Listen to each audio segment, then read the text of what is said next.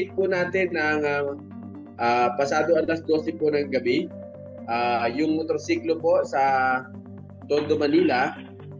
At yun nga po na recover po natin na yung mga stolen items.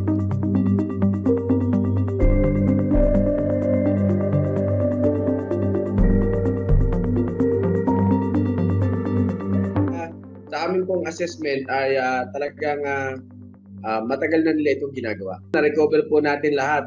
Actually, may ilan pa po kaming na-recover na mga IDs and wallet po. More or less po 140,000 pesos.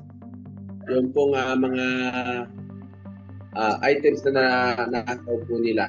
Yung dito lang po yung Santa Rosa.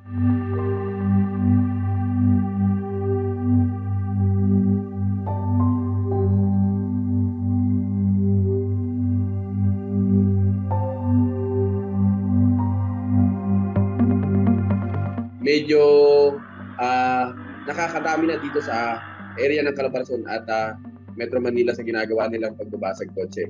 Base sa aming mga nakalap na impormasyon, may ginawa din silang ganitong insidente sa mga ilang pang bayan.